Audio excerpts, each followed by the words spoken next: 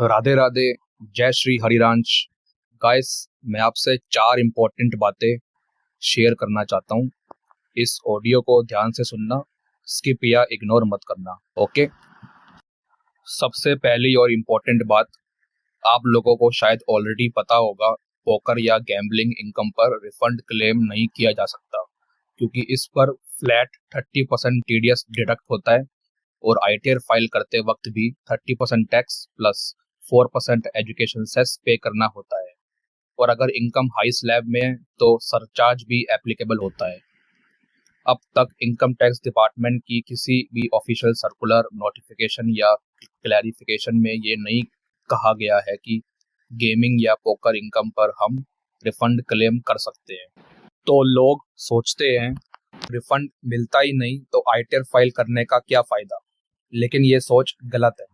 ITR filing still mandatory होती है, क्योंकि पोकर और गेमिंग इनकम फुली टैक्सेबल होती है। आपको इस पर बेसिक एग्जेम्पशन लिमिट का भी बेनिफिट नहीं मिलता, जो कि ओल्ड रिजीम में 2.5 लाख तक टैक्स फ्री है और न्यू रिजीम में 3 लाख तक टैक्स फ्री है।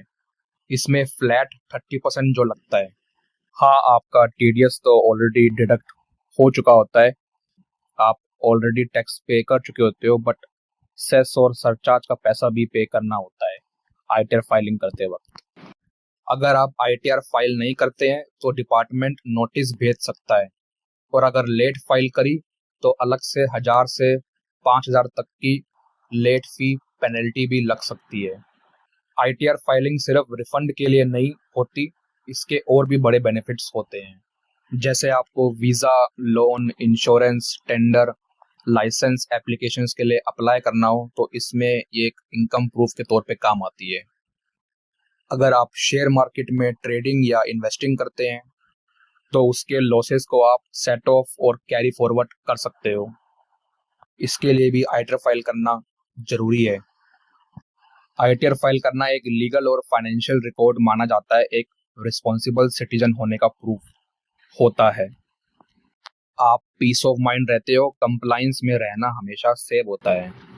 दूसरी बात, पहले सेक्शन 87A की रिबेट मिल जाती थी अगर आपकी टोटल इनकम एक स्पेसिफाइड लिमिट के अंडर है तो, जो कि ओल्ड रिजीम में 5 लाख या उससे कम इनकम है तो आपको अप टू 12,500 तक की रिबेट मिल जाती थी, और न्यू रिजीम में अगर आपकी इनकम 7 लाख या उससे नीचे है तो अप टू 25,000 तक की रिबेट मिल जाती थी।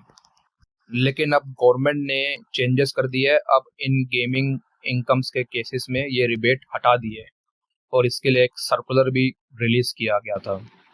लेकिन फिलहाल करंट आईटीआर यूटिलिटी में ये रिबेट का ऑप्शन ओल्ड रिजीम में दिखा रहा है कि हम अप टू 12,500 तक की रिबेट ले सकते हैं, जिसके तहत आपका लीगली रिफंड बन जाएगा। लेकिन ये शायद टेक्निकल ग्लिच या सिस्टम का बग हो सकता है। फाइनल प्रोसेसिंग के टाइम ही पता चलेगा कि ये रिबेट अलाउ होगी या रिजेक्ट, इसकी कोई श्योरिटी नहीं है।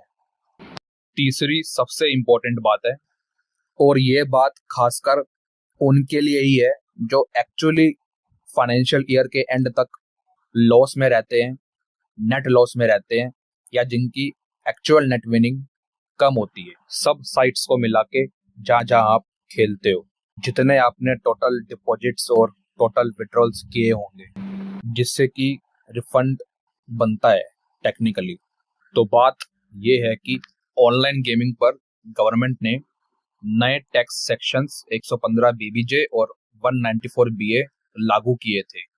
इनके आने के बाद अब टैक्स ग्रॉस विनिंग्स पे नहीं बल्कि सिर्फ नेट विनिंग्स पे लगता है।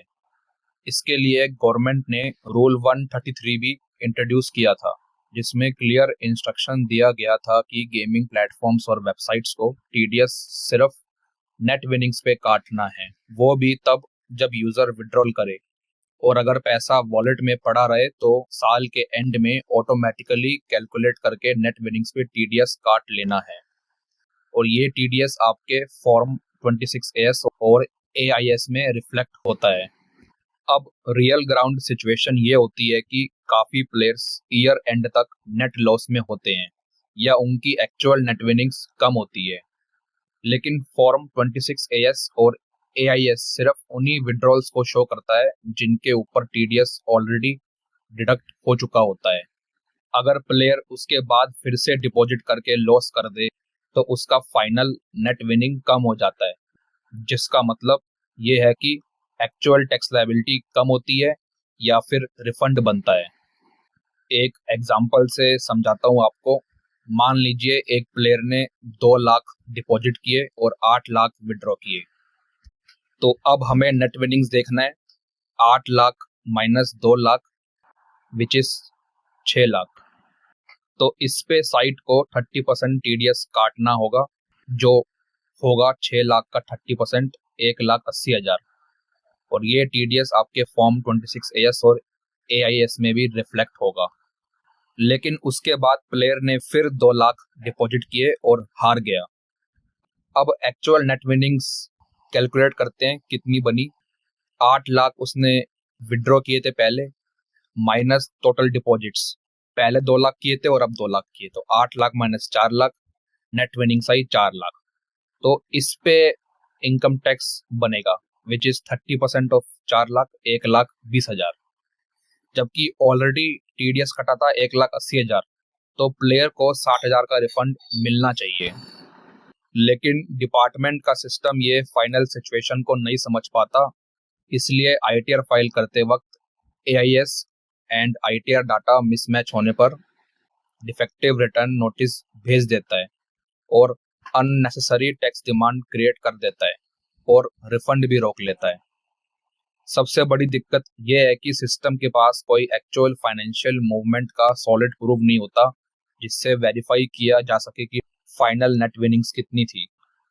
इसलिए मेरा स्ट्रॉन्ग सजेशन यही है कि फाइलिंग से पहले अपने gaming platform, poker, rummy etcetera से एक प्रॉपर फाइनेंशियल स्टेटमेंट ले, जिसमें total deposit, total withdrawal, TDS deducted, opening and closing wallet balance और इन सब पर स्टैम्प प्लस ऑथराइज साइन हो, और अपनी बैंक स्टेटमेंट भी रेडी रखना।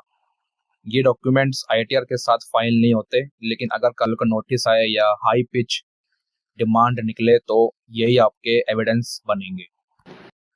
हालांकि ये रूल सिर्फ कंपनी वालों को बोला गया है कि आप नेट विनिंग्स पे ही TDS काटना, लेकिन ये ITR फाइल करते वक्त जो नेट विनिंग्स की मैं बात कर रहा हूँ, ये हम प्रोफेशनल्स, CA हो गए, कंसल्टेंट्स हो गए और हम पोकर प्लेयर्स हो गए, इसमें ये हमारी ऑब्जर्वेशन है कि ऐसा होना चाहिए कि हमें एक्चुअल टैक्स जो देना पड़े वो फाइनल नेट विनिंग्स पे देना पड़े, ना कि जो 26AS में और AIS में शो हो रहा है वो टैक्स देना पड़े।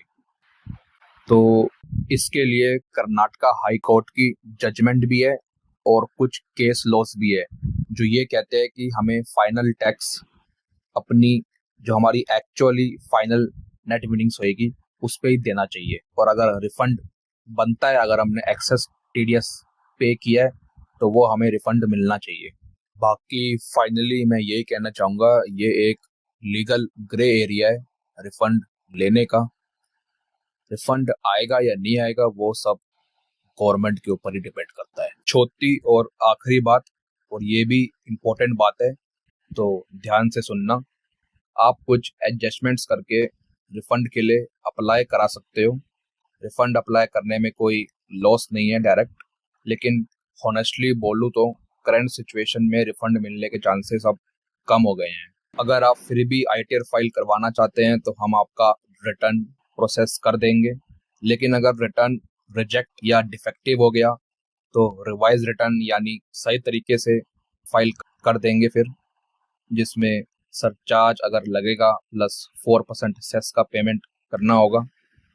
इन केस अगर रिफंड आ भी गया, बाय चांस कोई लूप होल निकल गया, इनकम टैक्स वालों ने डिटेक्ट नहीं किया या छूट दे दी, तो नोटिस आने के चांसेस काफ़ी बढ़ जाते हैं, स्पेशली उन केसेस में जहां लोगों ने 1,25,000 से ज़्यादा का रिफंड क्लेम किया होगा।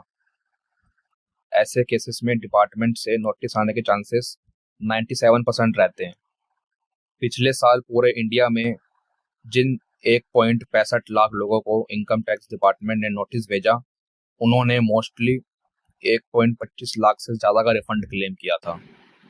लेकिन अगर आपका रिफंड 1.25 लाख से नीचे का है, कम का है, तो नोटिस का रिस्क सिर्फ 3% से भी कम होता है, ऑलमोस्ट नेग्लिजिबल, बट जीरो नहीं रहता। नोटिस आने के बाद क्या होगा, अगर आप ये सोच रहे हो तो मैं आपको बता देता हूँ। आपको डिपार्टमेंट को क्लैरिफिकेशन देना पड़ता है। अगर उन्होंने एक्सेप्ट कर लिया तो केस क्लोज हो जाता है, कोई दिक्कत नहीं।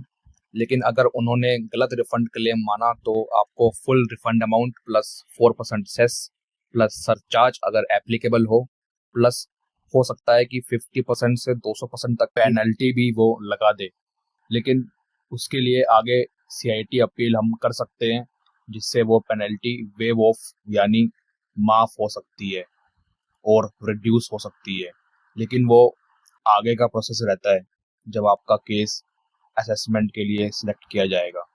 इतनी हॉनेस्ट और डिटेल्ड गाइडेंस आज के टाइम में बहुत कम कंसल्टेंट्स या सीएस देते हैं। मैं चाहता हूं कि आप बिना कंफ्यूजन के सोच समझकर डिसीजन ले। मेरा कंक्लूजन यही रहेगा कि हॉनेस्ट फाइलिंग इज बेस्ट। अगर आप पोकर प्लेयर हैं या किसी भी ऑनलाइन गेम से पैसा कमा रहे हैं तो एक्यूरेट और जेन्युइन आइटर फाइल करना ही बेस्ट स्ट्रेटेजी है। अगर कोई कंसल्टेंट या सीए आपको गारंटी देता है कि मैं रिफंड करवा दूंगा, रिफंड दिला दूंगा, मेरी डिपार्टमेंट में सेटिंग है, तो उनकी बातों पे विश्वास मत कीजिएगा। ठीक है, सरकार किसी की जेब की नहीं है, तो अपना सोच समझ के ही स्टेप लेना।